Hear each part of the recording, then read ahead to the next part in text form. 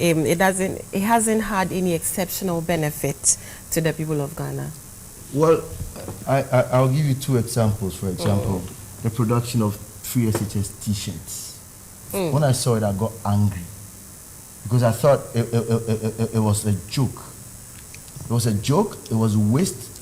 It was pain enough because when you look at the budgetary allocations, free SHS has gained some. In fact, the administration of the free SHS fund was taken from the Ghana Education Service, and it's at the Flagstaff House. That is, for me, problematic to start with, because was it that you're going to set a new desk, you're going to set a new office? It comes at a cost. He mentioned the economic, impact. So you're going to set the whole secretariat, you're going to start the whole thing, and then engage other people. Transparency. I mean, who is accounting to me? Because I mean, if our oil proceeds that's going to be used over there, why didn't you pour it in the main Ministry of Education allocation that will be getting to the Ghana Education Service for the management of the free SHS? I mean, in its administration alone was problematic.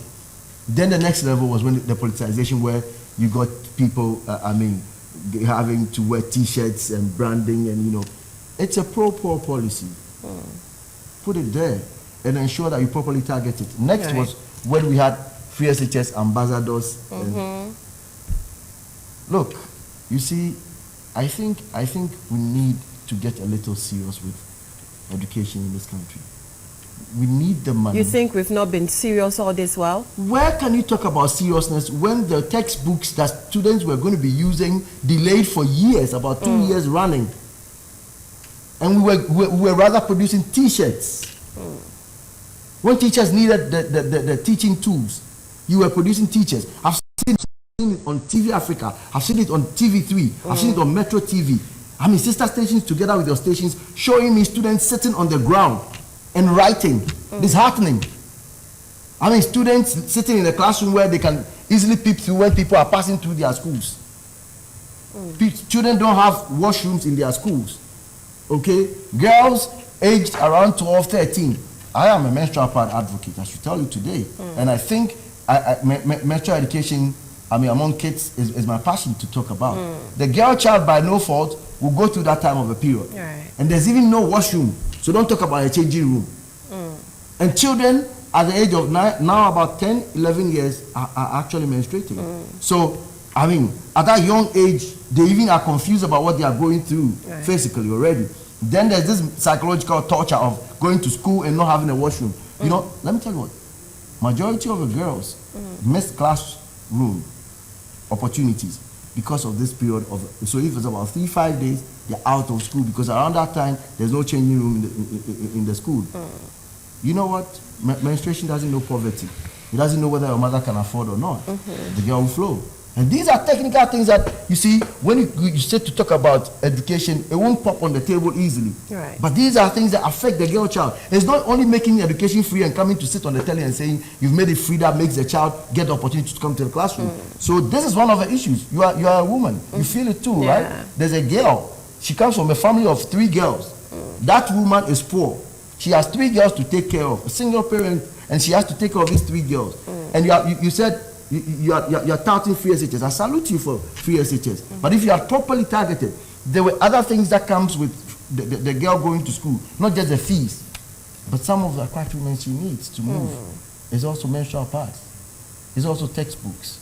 It's also pens. You had not produced the textbooks, yet you were producing T-shirts. Economically imbalancing. You are balancing it to the wrong direction. In fact, do you watch football? Yeah, I do. I prefer even the day are you missing that penalty than the nonsense of producing T-shirts. Excuse me, my language. See. But there was no sense in producing T-shirts. Let's take English for a serious language. There was no sense. That's why we use nonsense. There was no sense in producing T-shirts when the students needed textbooks. There's no technical explanation. I can't take it. That somebody prefers to use huge amounts of money to produce T-shirts. Instead of investing the money into the basic education, firm foundation. Look, some of us speaking this average English, it was just because of the firm foundation we had. The confidence. And it's not only English language, but even if you want to speak Twi and Ga, there's phonetics.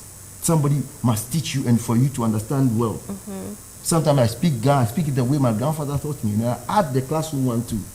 So you need to have real dedication to education.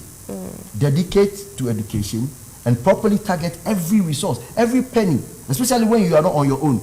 You go and knock on other people's door to give you support, to come and educate your children. That is embarrassing enough. So if we have the opportunity to have some oil fund and we are going to use it for free SHS, leave it at the Ghana Education Service.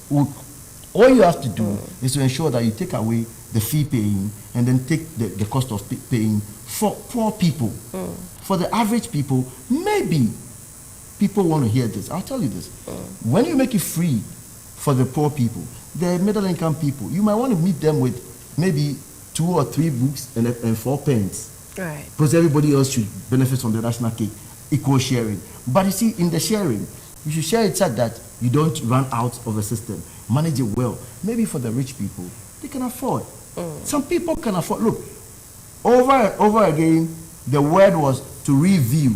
And then I had politics around it. So some of us ran away from it because for every, look, ironically, when I heard the politicians arguing about it, let me be very blunt with you.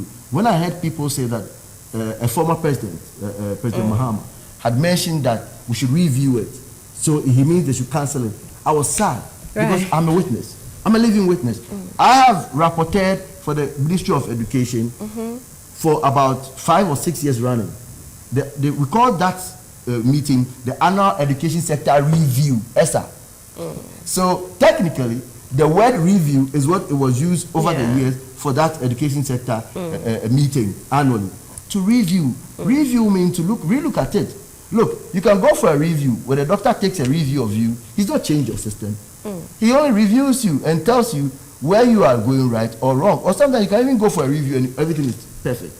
So you could review free SHS and at the end of the day, maybe the report will come out and we will decide that, look, we think, let's just leave it like this. Maybe next 5 years, you're going to get this grant or X grant. So or review it and say, you know what, let's properly target it to those who really need it now. Because, all over the world, nothing is free.